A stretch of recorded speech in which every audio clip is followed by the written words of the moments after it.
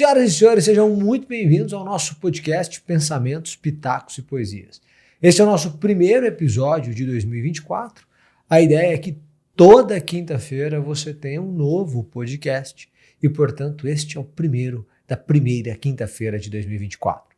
Na data de hoje eu recebo Davi Ramos. O Davi é fundador da Avante Invest, um escritório de investimentos que é vinculado à XP. Trabalhou durante muitos anos na indústria automotiva, trabalhou no BTG Pactual e entende como poucos do mercado.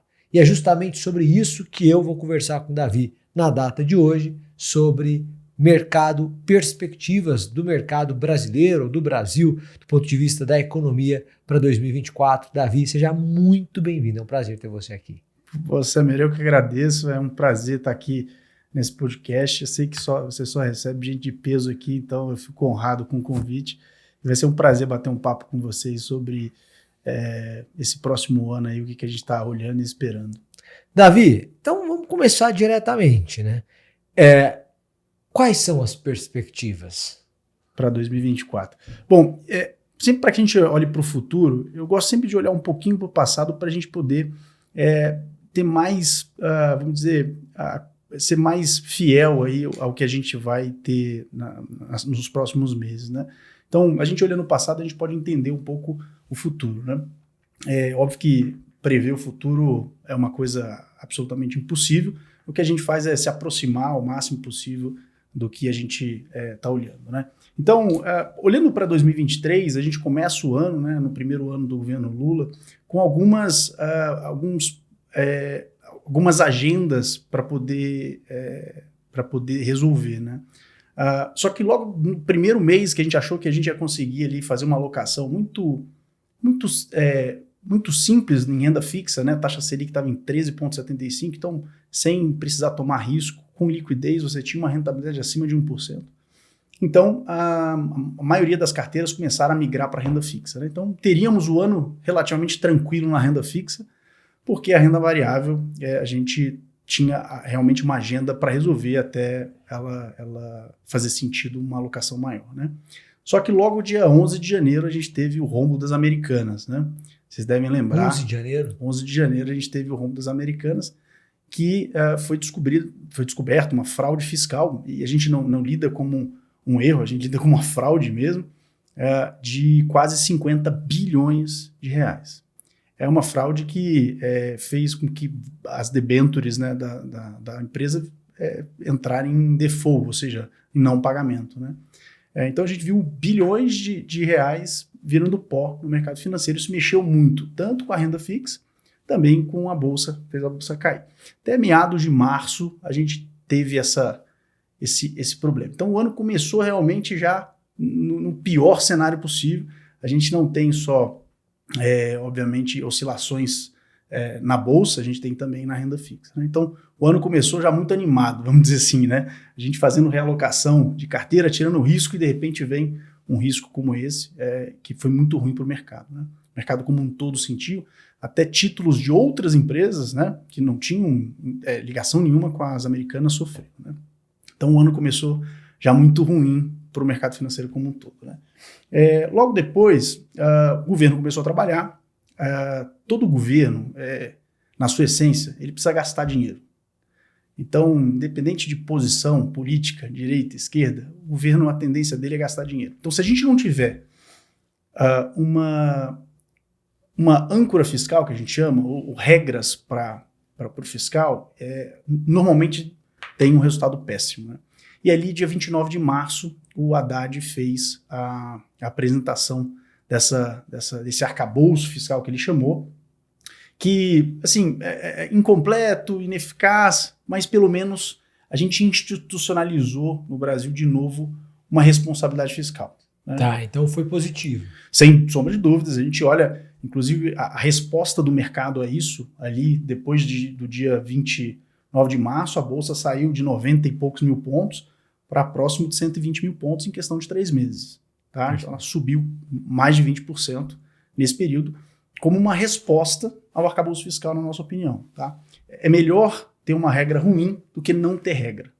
Então a gente achou bem positivo isso. Óbvio que poderia ser muito melhor, mas foi um golaço do governo nesse aspecto. Tá? Depois, no dia 29, acho que vocês devem lembrar o governo fazendo muita pressão. Hoje a gente tem um Banco Central independente, né, Samir? Ou seja, quem indicou o Roberto Campos Neto foi o presidente Bolsonaro. E ele vai ficar até no final de 2024. Depois, possivelmente, vai ser o Galipo que vai assumir. Perfeito. Então, quem indicou o presidente do Banco Central não tem nenhuma ligação política ou influência política com o presidente atual. Só que, mesmo assim, o presidente atual, junto com, enfim, alguns partidos, fizeram muita pressão para a queda de juros. Bom, aí vai a minha opinião, né? Eu acho que o Roberto Campos Neto é um cara muito técnico e sabe o que está fazendo lá dentro. De toda forma, teve um fato que aconteceu no dia 29 de junho, que foi a reunião do CNM, que nessa reunião foi discutido a meta fiscal, a meta de inflação. Tinha uma pressão muito grande para baixar a meta de inflação, para aumentar a meta de inflação. Ou seja, se aumenta a meta de inflação, você começa a baixar os juros. Só que isso tem um efeito rebote depois, porque quando você aumenta a meta de inflação, você projeta a inflação mais alta para o futuro. Então, você tem um rebote dessa queda de juros. Você vai poder baixar, mas não tanto quanto você poderia baixar lá na frente. Então, o Lula e o Haddad escutaram muitos especialistas e chegaram à conclusão que realmente não era o caminho. E o CNM não baixou. O CNM é formado por 3 pessoas: o presidente do Banco Central, o ministro da Fazenda e o ministro do Planejamento. A Haddad e a Simone Tebet.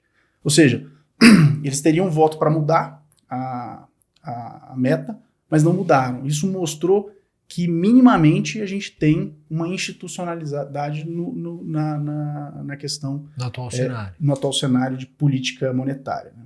Então, esses 3 fatores que aconteceram ali no primeiro semestre foram muito importantes. Americanas, arcabouço fiscal e manutenção da meta de inflação. Exatamente. Esses 3 fatores, um péssimo e 2 muito bons, fizeram o preço do mercado no primeiro semestre, né? Na nossa opinião. Depois, a gente começou ali em 2 de agosto, o tão esperado queda de juros na Selic. Né? A Selic começou a cair. A tendência é que continue caindo? A tendência é que continue. A gente está com uma inflação em queda, né? A nossa inflação está caindo.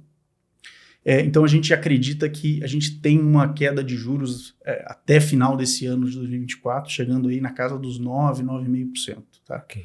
É o que a gente está esperando. Então, em 2 de agosto, a gente começou essa queda da Selic, né? A gente saiu de 13,75, hoje estamos em 11,75. Ainda é alta. Ainda é muito alta, né? É uma taxa de juros praticamente 1% ao mês. Hein? Exatamente. Mas por pouco tempo, né? A gente já deve ter outra reunião agora que deve cortar mais 0,5%, então os cortes tendem a seguir 0,5%, né?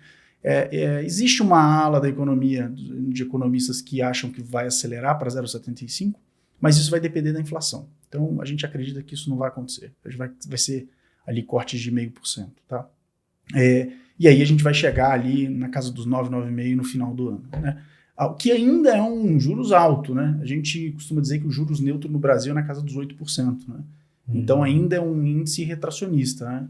Toda vez que você aumenta a Selic, então, só para quem estiver escutando a gente, que não é muito por dentro do mercado, quando você aumenta a taxa Selic, a taxa básica de juros, você aumenta o custo das coisas. Ou seja, você tem dinheiro, então é o custo básico do dinheiro, e você, toda vez que vai comprar algo, seja financiado, né, a prestação, você precisa botar o custo do dinheiro no tempo, então essa compra fica mais cara. Né?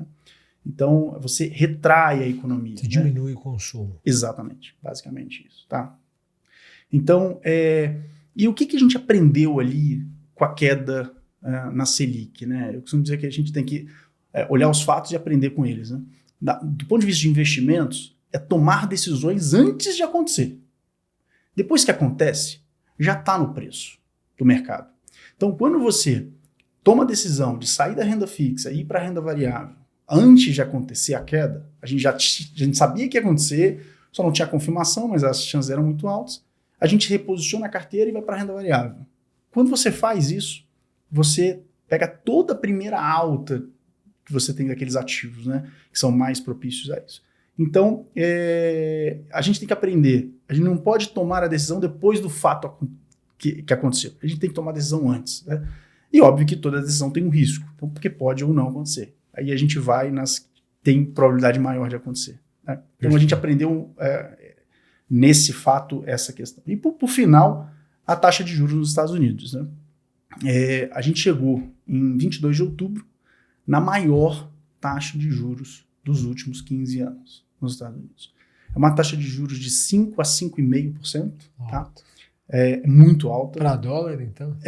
Para dólar. Você tem títulos hoje pagando dólar mais 8% ao ano.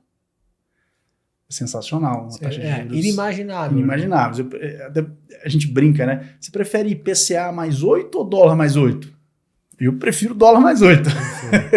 Estou travado na maior economia do mundo, ganhando 8% ao ano. Tá lindo, né? Óbvio que isso tem risco de empresas, né? Então você tem que calcular esse risco da empresa. Se você não quiser tomar risco, aí é dólar mais 5, que é Treasury americano. Então, a gente teve as chamadas Treasuries, né, que a gente fala. A gente teve essa maior alta dos últimos 15 anos, no título de 10 anos, né, isso foi ali em outubro de 2022. E o que isso gera para a economia global como um todo? É muito simples. Se a maior economia está cobrando 5% de juros, quanto que uma economia desenvolvida tem que cobrar de juros?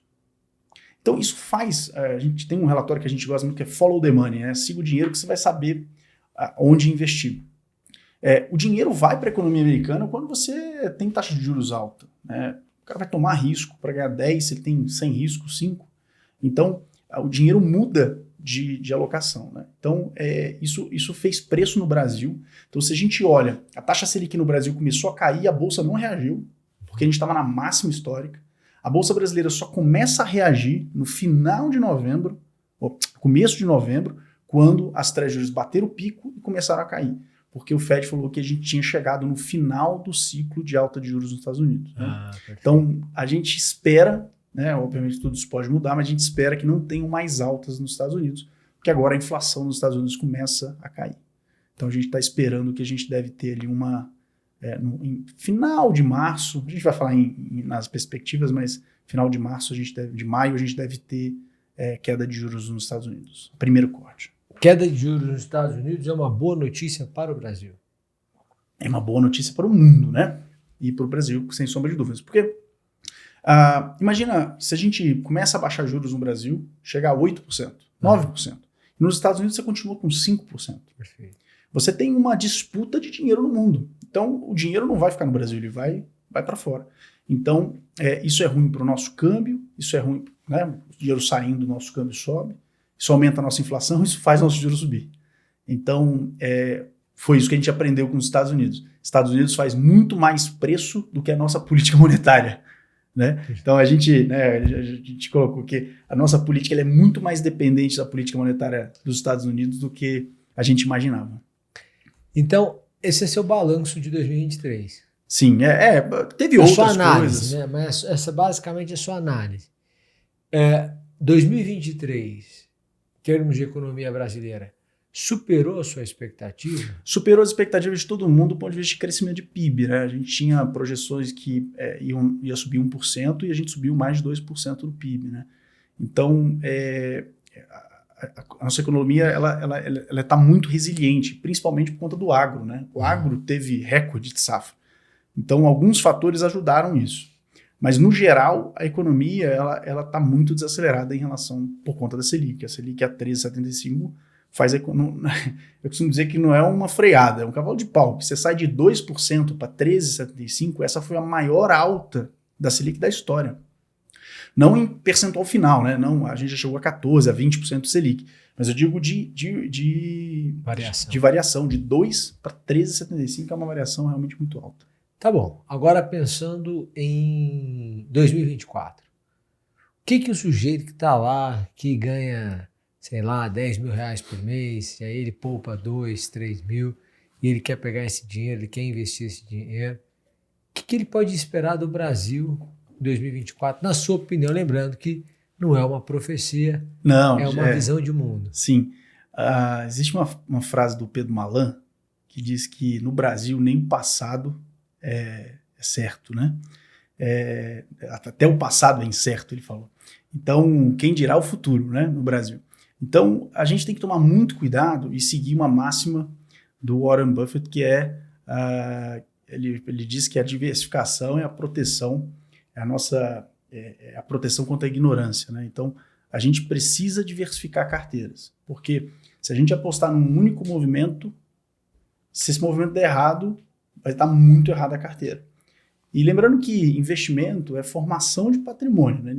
Ninguém fica rico com investimentos. As pessoas ficam ricas com a construção, né, do trabalho, e elas juntam dinheiro, elas investem. Então, o investimento ele tem que ser uma construção do seu patrimônio e não a fonte da sua riqueza. Fonte, exatamente. Até, não, mas o sujeito tem um patrimônio tal, que já rende tal, então ele já é muito rico. Tudo bem, mas até chegar lá... Até chegar lá foi o trabalho que produziu essa riqueza. E muitas vezes esses patrimônios milionários, eles não são colocados em rendimentos de altíssimo risco, pelo contrário. Eles protegem o que eles construíram ao longo da vida, né? Eu costumo dizer que pessoas que têm muito dinheiro, elas não procuram as melhores rentabilidades. Elas procuram um bom cofre para guardar o dinheiro delas. Então essa é a nossa máxima quando a gente vai tratar com pessoas de altíssimo patrimônio. Cara, eles querem pessoas confiáveis para cuidar do patrimônio delas. Elas não querem rentabilidade. 1% a mais no mês não vai fazer tanta diferença. Ao ano não vai fazer diferença para ela. Ela quer proteger o que ela construiu ao longo da vida, né? Então, diante disso, que a gente precisa diversificar, né? A diversificação, a proteção contra a ignorância, o Warren Buffett falou, a gente tem que ter uma diversificação em várias classes de ativos, né? A gente vai falar de algumas delas, que na nossa opinião, elas tendem a ter uma rentabilidade melhor, mas obviamente a gente precisa ter todas, desde o pós-fixado, ao pré, ao IPCA. Obviamente a gente aumenta uma parte e diminui outra, mas a gente precisa ter eles na carteira, tá?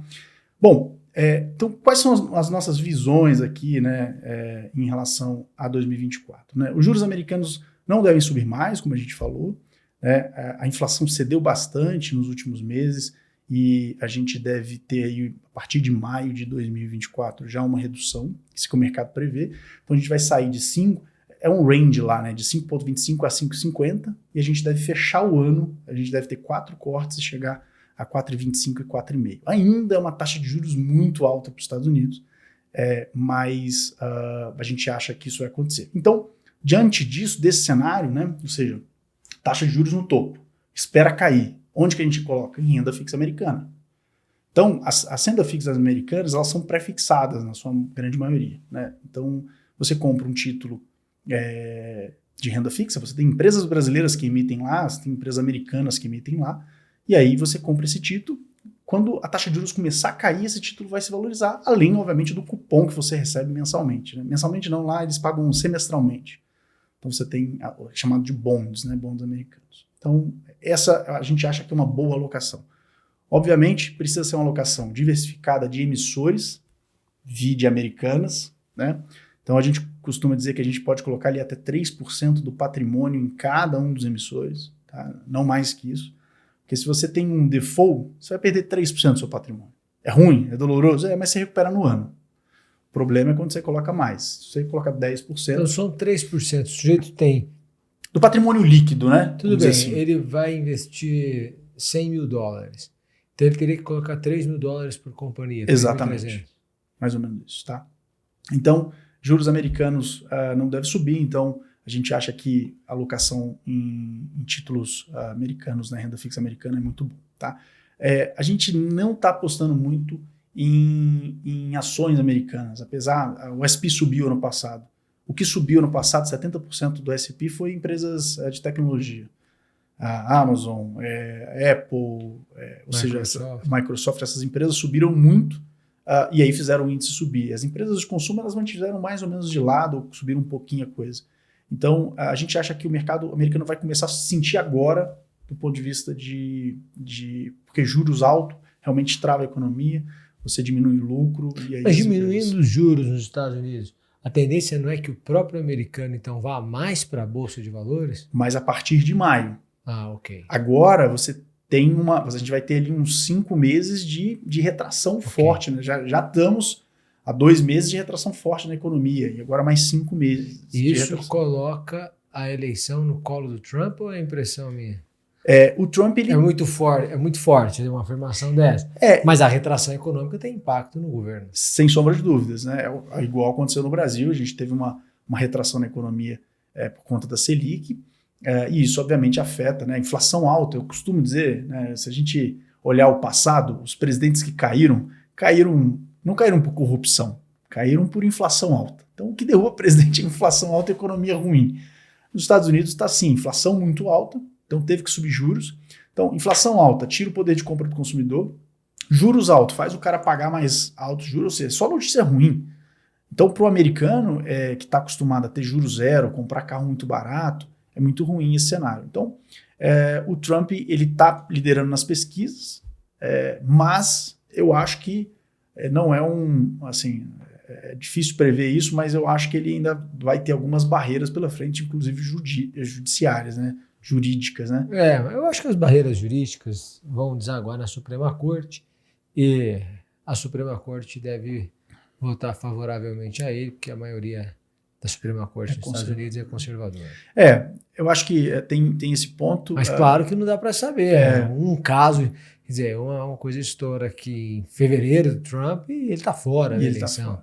Enfim. A gente vai, obviamente, saber as eleições no dia da votação.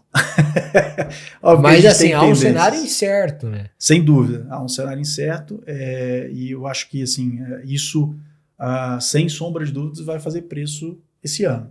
Uhum. Só que o que a gente pode fazer é se proteger.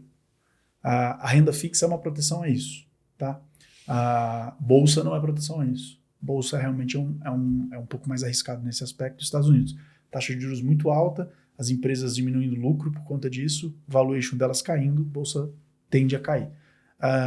De novo, isso é tudo projeções, né? Pode acontecer completamente diferente, né? Mas a gente está diminuindo bolsa americana e aumentando renda fixa americana. Tá? Bom, no mundo como um todo, os bancos centrais vão acelerar a corte de juros, é a nossa visão. Pela primeira vez, nos últimos 3 anos, dos 81 bancos centrais que existem, mais bancos centrais cortaram juros do que subiram. Isso é um sinal.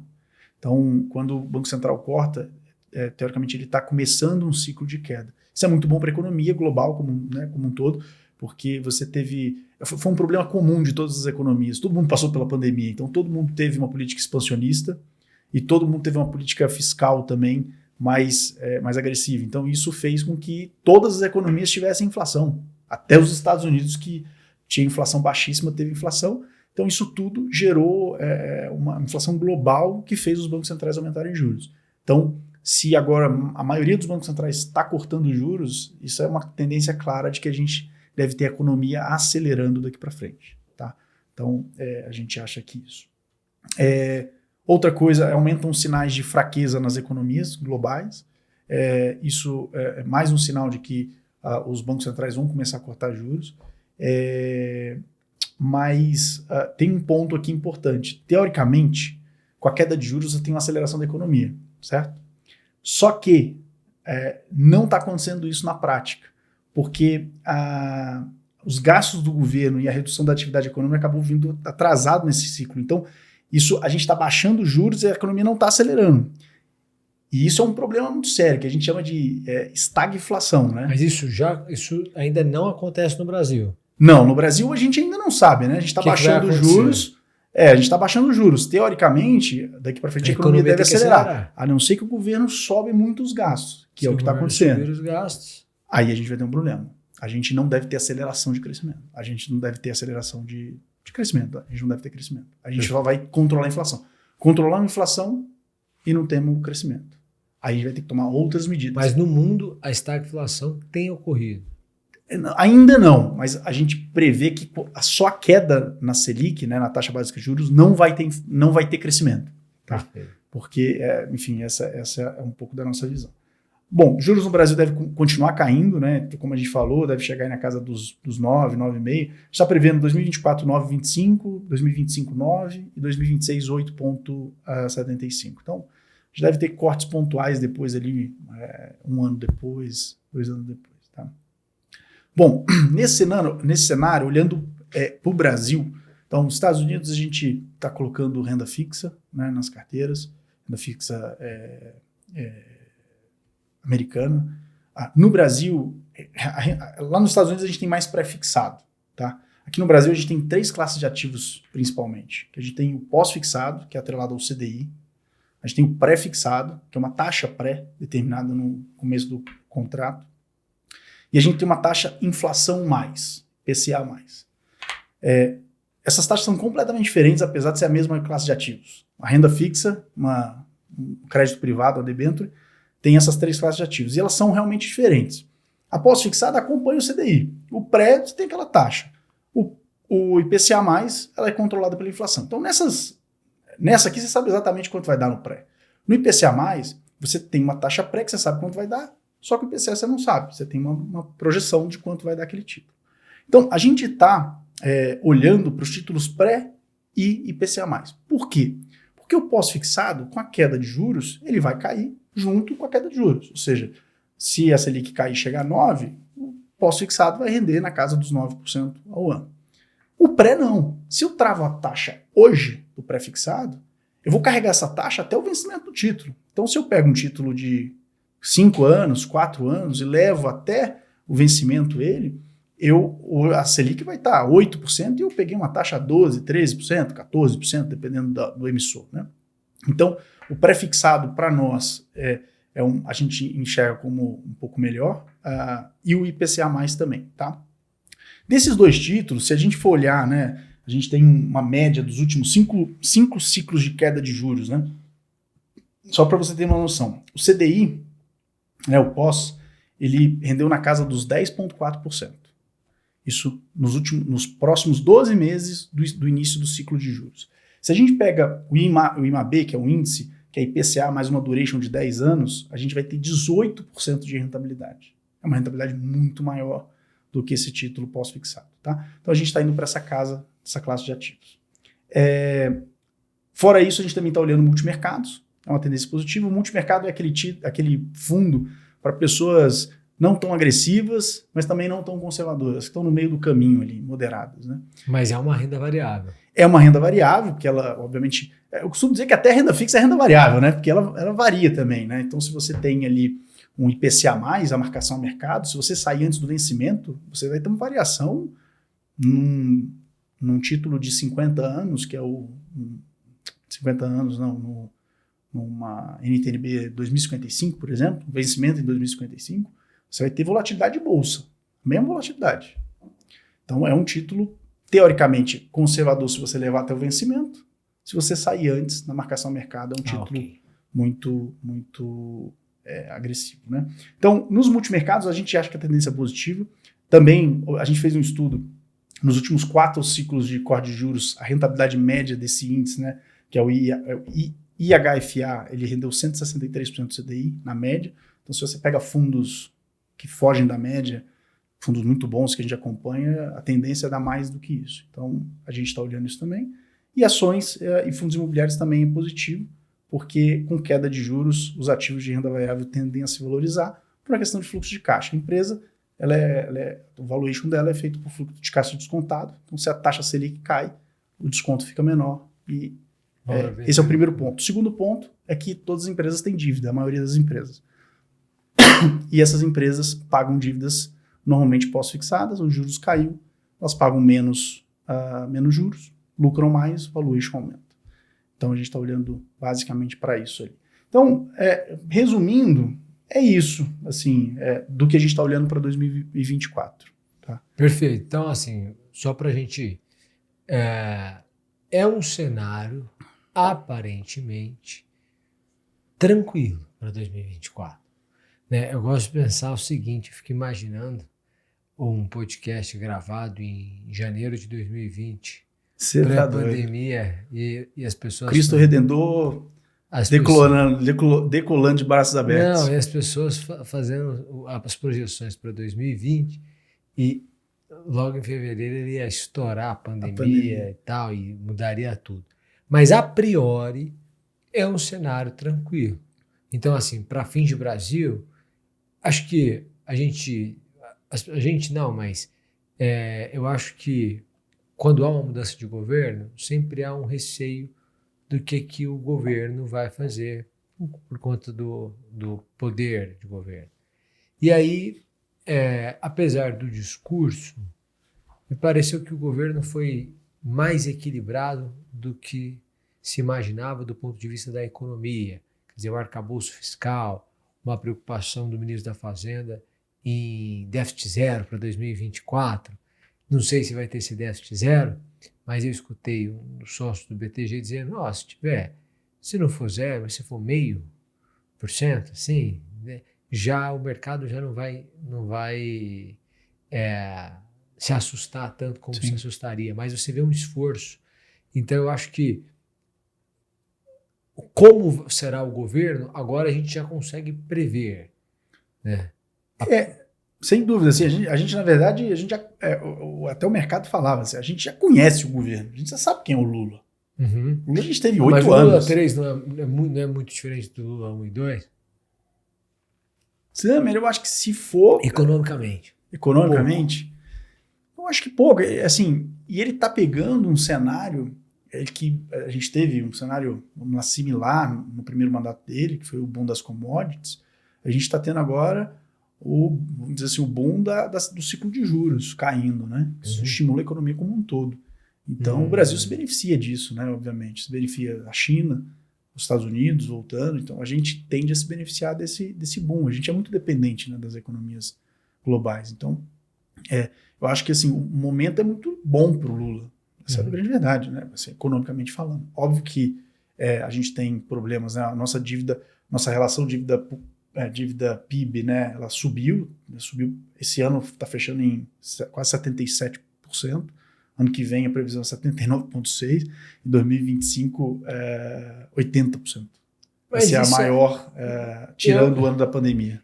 Mas enquanto isso não é sentido pelo brasileiro médio, são números. Sim. Agora, a taxa de juros e inflação são números que são sentidos imediatamente pelo brasileiro médio.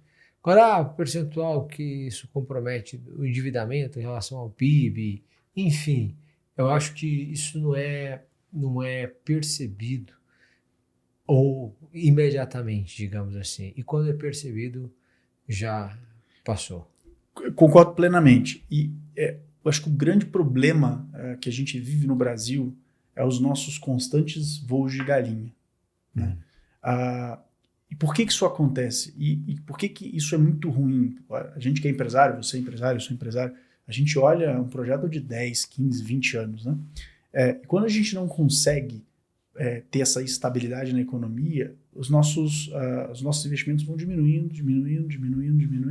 Então isso é muito ruim. Então, quando a gente olha até para os nossos clientes, a gente fala, vamos olhar taticamente, que a gente chama, né? São investimentos táticos, são investimentos de médio prazo, não são investimentos de longo prazo. Igual nos Estados Unidos é possível fazer investimentos de longo prazo. Né? O Warren Buffett fala, se você não é capaz de comprar uma ação por 10 anos, não compre ela.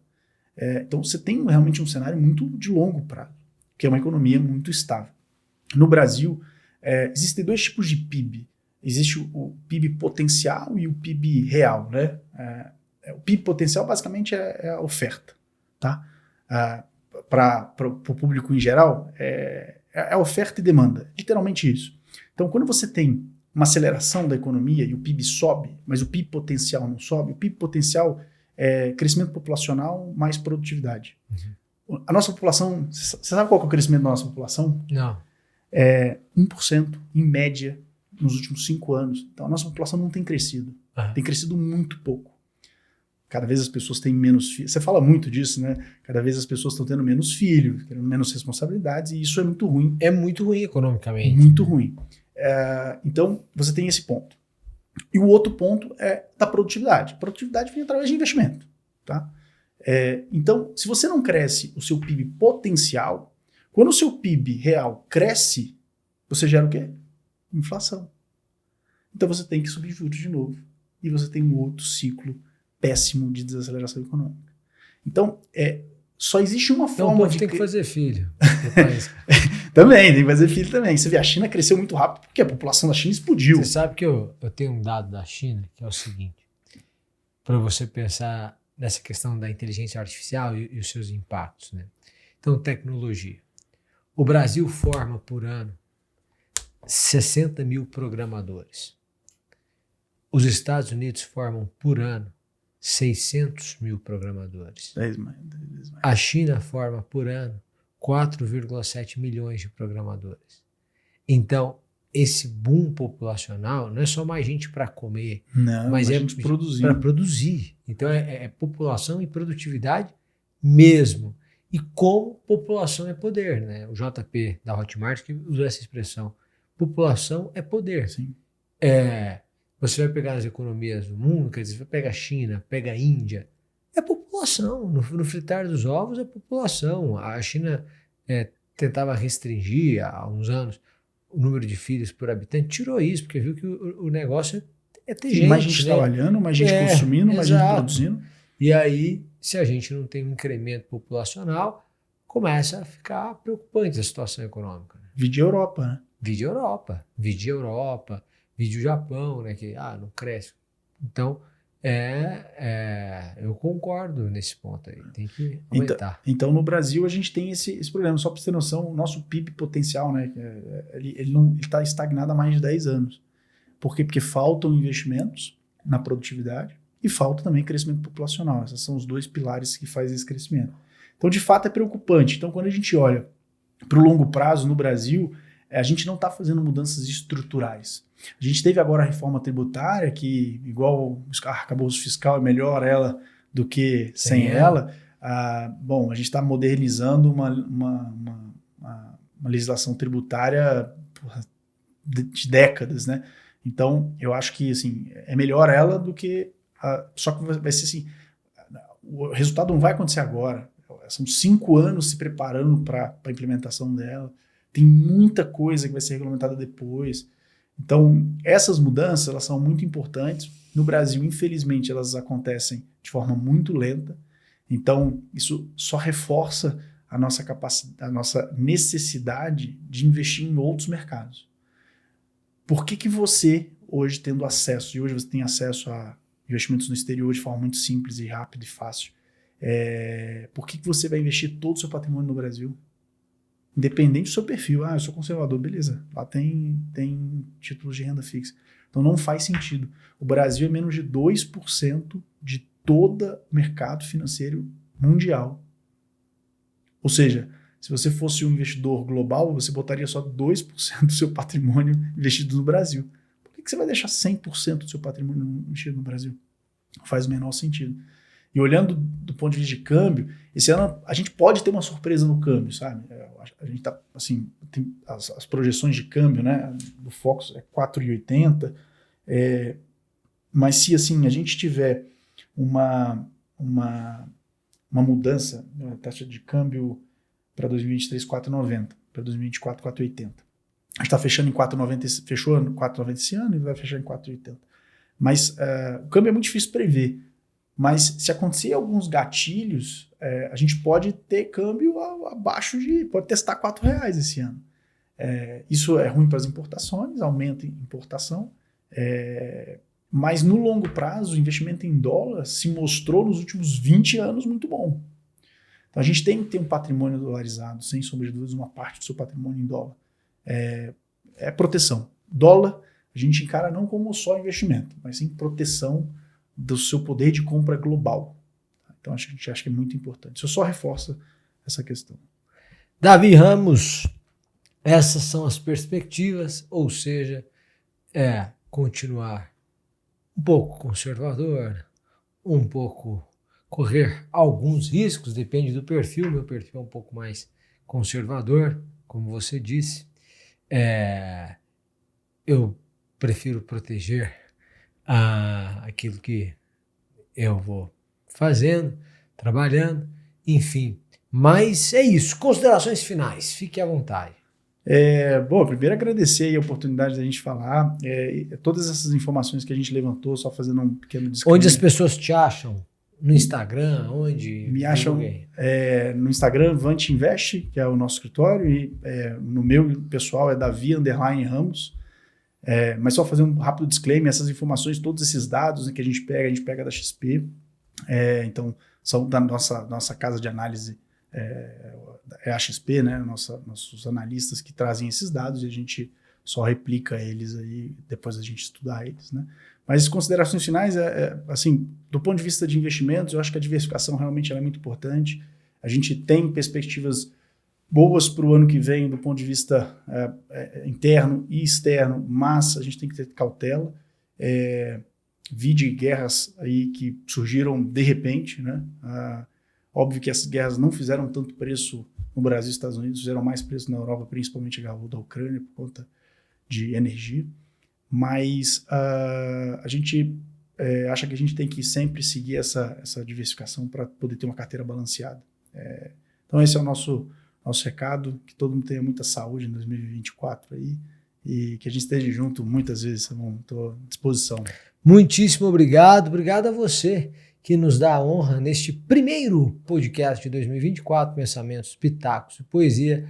Hoje a gente aprendeu sobre as perspectivas para o mercado para esse ano de 2024. Eu tenho certeza que você ter essa compreensão faz com que você lide com o seu dinheiro de uma forma mais inteligente, mais consciente, mais bem pensada, reflexiva mesmo, consequentemente mais exitosa.